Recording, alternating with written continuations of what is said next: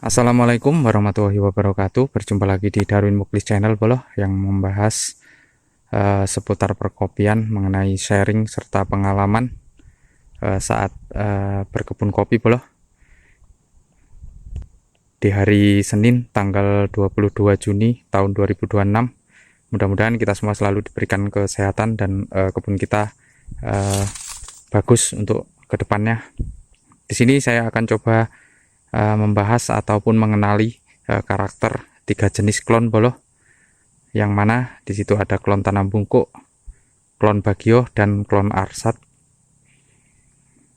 Karena sebelum kita melakukan penyambungan nantinya boloh, alangkah baiknya kita kenali dulu karakter ketiga jenis klon ini boloh, karena kemarin ada yang sahabat kita berkomentar mengenai ketiga jenis klon ini.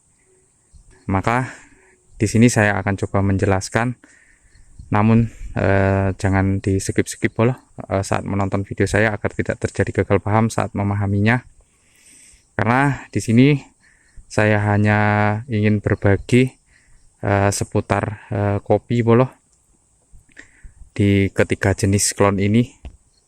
Karena sebelum kita melakukan penyambungan, kita harus paham dulu mana jenis klon yang cocok di kebun kita boloh.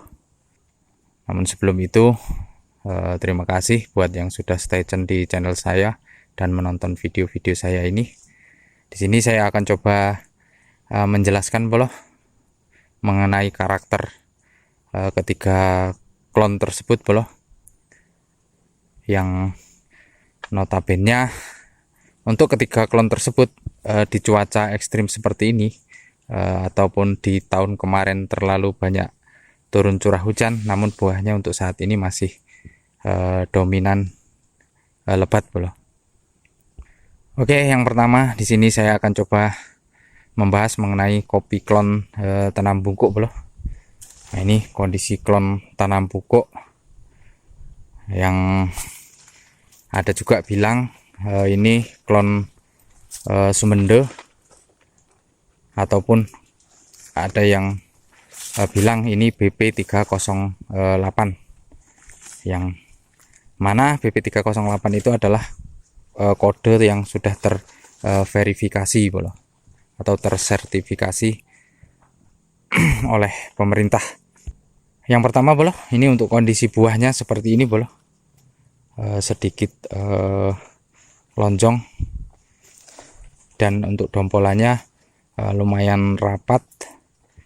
Kalau untuk karakter daun boloh, daun ini untuk klon tanam bungkuk ini ya, daunnya sangat kecil-kecil sekali boloh. Dan untuk ranting ini tidak terlalu besar, namun cukup lentur. Nah, ini cocok sekali boloh kita tanam di lahan yang sempit, ataupun tanaman yang memang sudah tidak beraturan, ataupun untuk jarak tanamnya itu sangat rapat ya. Ini cocok sekali boloh, karena untuk kondisi rantingnya ini tidak menjuntai ke atas boloh, ini menunduk kalau untuk jenis klon tanam bungkuk ini boloh. Maka cocok sekali jika kita lakukan penyambungan di lahan yang sempit, ataupun yang tanamannya sudah tidak beraturan. Dan keistimewaannya ini adalah klon yang tahan akan segala cuaca atau segala kondisi boloh. Dengan cuaca yang kemarin tidak menentu, ini masih berbuah cukup maksimal untuk klon tanam bungkuk ini boloh. Kalau untuk di MDPL rendah ini cocok boloh, karena ini kalau nggak salah asalnya ini dari Sumatera Selatan boloh. Makanya ada yang bilang ini klon Semende, karena memang asalnya dari Sumatera Selatan. Nah, ini cocok sekali kita kembangkan boloh. Kalau untuk klon tanam bungkuk juga boloh, ini untuk karakter buahnya ini hampir sama dengan klon Tugasari boloh.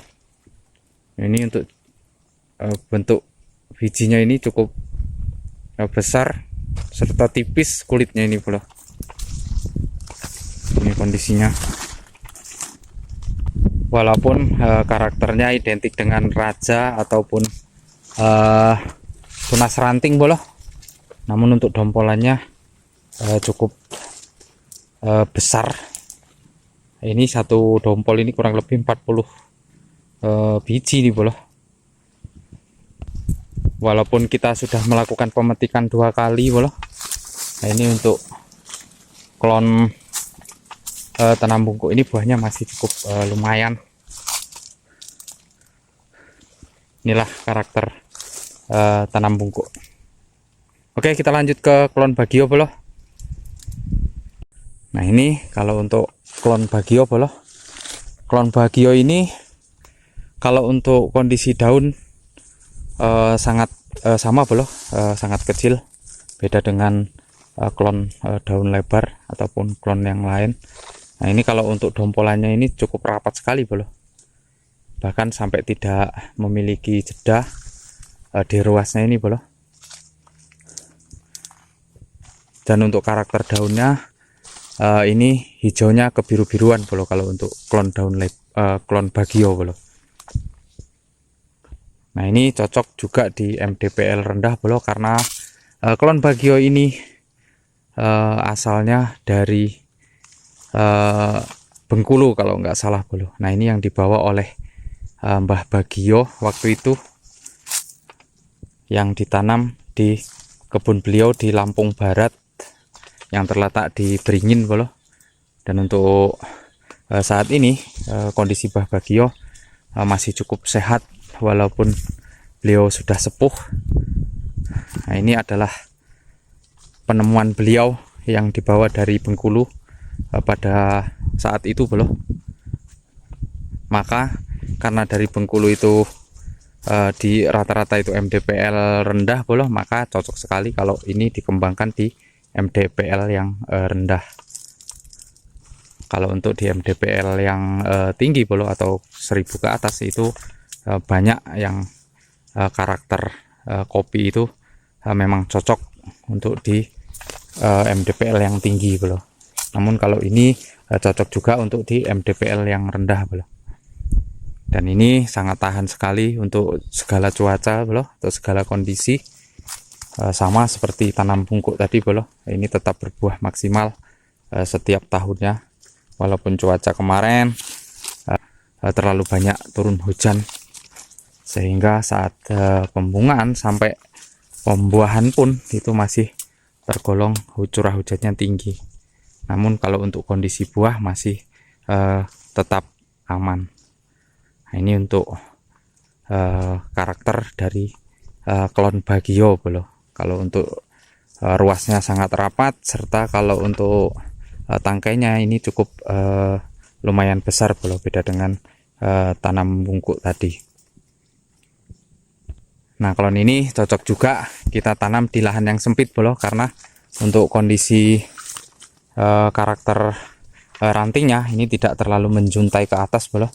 Ini sedikit menunduk, sehingga jika tanaman kopi kita terlalu rapat, ini cocok sekali boloh kita kembangkan. Oke boloh, selanjutnya kita ke klon arsat boloh. Nah, ini kondisi klon arsat boloh. Kalau kita berbicara klon arsat, nah ini kalau untuk jenis rantingnya, nah ini tidak terlalu kecil juga. Namun kalau untuk biji seperti ini boloh, ini mirip-mirip tugu sari.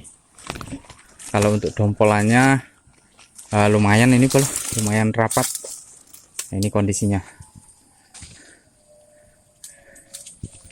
Ini identik sekali dengan tunas raja boloh.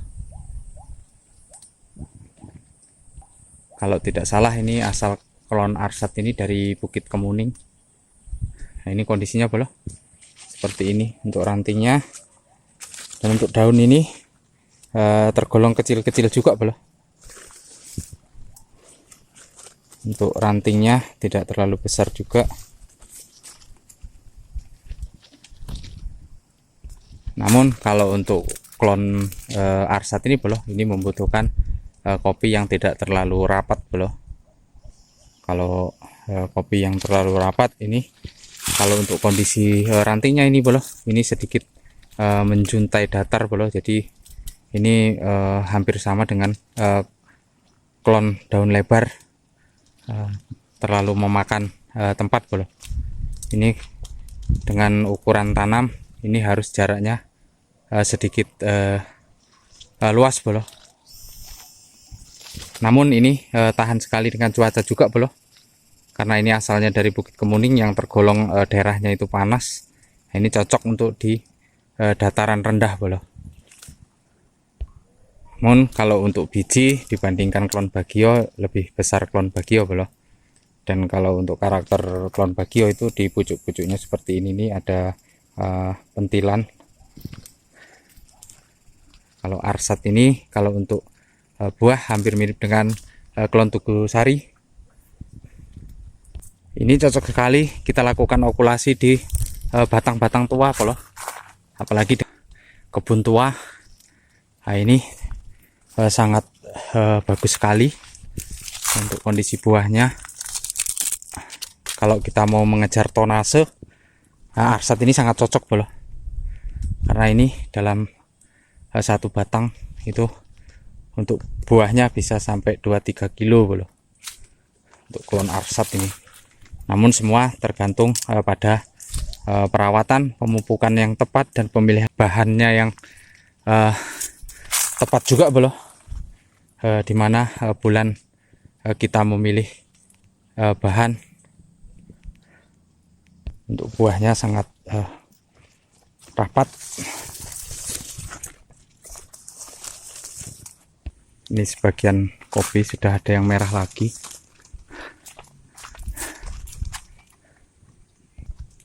Ini bolo, sebagian sudah ada yang sudah kuning.